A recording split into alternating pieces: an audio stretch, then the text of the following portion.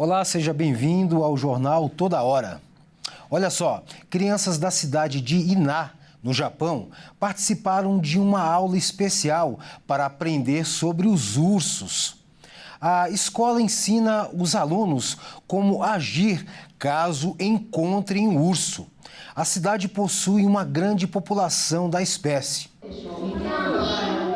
Tocar na pelagem de um urso negro asiático. E no crânio, tudo real, nada de simulação. É o que as crianças da cidade de Ina, na província de Nagano, no Japão, fazem durante uma aula especial para aprender mais sobre esses vizinhos selvagens. Os ursos deixam de ter medo de pessoas depois de procurar alimento e provar o lixo humano. Eu não sabia disso. A atividade é realizada a cada 2 anos na Escola de Ensino Fundamental Ina West e ensina aos alunos como agir caso encontrem um urso na cidade, que possui uma grande população da espécie. Os pais também são orientados. Nós, da Associação de Pais e Mestres, tentamos limpar a vegetação onde os ursos poderiam encontrar um acesso fácil. Também ficamos atentos aos e-mails da comunidade sobre avistamentos de ursos e levamos as crianças de carro para a escola, se necessário. Ursos mataram pelo menos 5 pessoas desde 1º de abril no Japão, todas na região norte de Tohoku. Embora não tenham sido registradas mortes na província de Nagano, avistamentos são comuns. A especialista da escola conhece bem o comportamento dos ursos selvagens desta região e garante que eles não são agressivos. Estou convencido de que é seguro conviver com eles, desde que os humanos não os provoquem. É verdade, às vezes esse tipo de aula pode ser um pouco assustador, mas por outro lado, quem disse que não dá para brincar e se divertir, aprendendo sobre os hábitos dos ursos, está muito enganado. Vamos lá, a Europa Ocidental viveu neste ano um mês de junho mais quente da sua história. Um relatório estimou que quase 2/3 dos habitantes da União Europeia respiraram níveis perigosos do ar durante a onda de calor registrada entre 21 e 28 de junho. A Europa Ocidental viveu neste ano o mês de junho mais quente de sua história. O Observatório Climático da União Europeia, o Copérnicus, revelou em seu relatório mensal que a temperatura média na Europa Ocidental alcançou 20,74 graus Celsius em junho, mais de 3 graus acima da média do período de 1991 a 2020. Com isso, superou o recorde anterior para a região, estabelecido em junho de 2025. Nos últimos dias, vários países já haviam anunciado recordes. A Espanha registrou o primeiro semestre mais quente de sua história e a França teve seu mês de junho mais quente já registrado. O velho continente enfrenta episódios de calor extremo cada vez mais frequentes e intensos.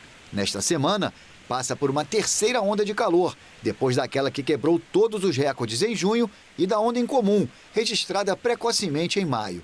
Um relatório da ONG Global Witness estimou que quase 2/3 dos habitantes da União Europeia respiraram níveis perigosos de ozônio durante a onda de calor registrada entre 21 e 28 de junho.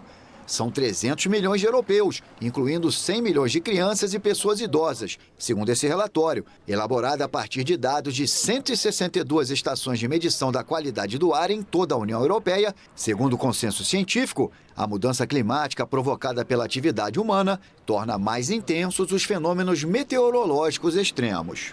Bom, agora falando em guerra, os Estados Unidos atacaram o Irã após o presidente Donald Trump anunciar que o acordo de cessar-fogo estava encerrado.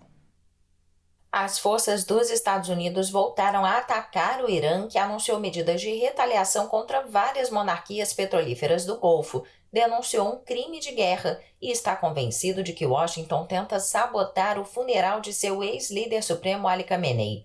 Os ataques americanos, apesar de um protocolo de acordo assinado entre os países em 17 de junho, deixaram 14 mortos e 78 feridos desde quarta-feira no Irã, de acordo com o Ministério da Saúde.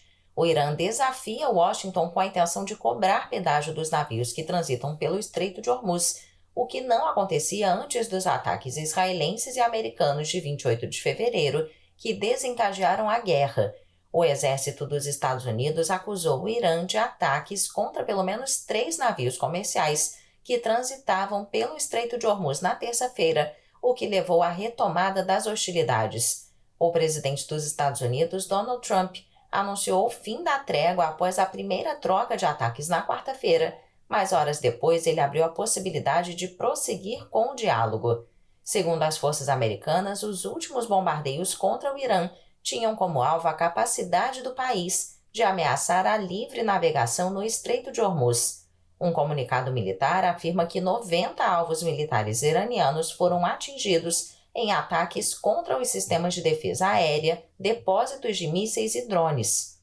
Mas o Irã denunciou ataques contra infraestruturas civis e disse que Washington tenta ofuscar o funeral de Ali Khamenei, citando ataques contra províncias costeiras do sul e contra 2 pontes que levam à cidade sagrada de Mashhad, onde o caixão de Khamenei chegou nesta quinta-feira para o sepultamento. A Guarda Revolucionária Iraniana, o exército ideológico do país, anunciou que atingiu bases americanas no Bahrein e no Kuwait em ações de represália. O secretário-geral da ONU, Antônio Guterres, pediu medidas para reduzir a tensão e a retomada do diálogo. Bom, e essa edição fica por aqui, mas às 1h35 da manhã eu retorno com mais notícias para você. Até já.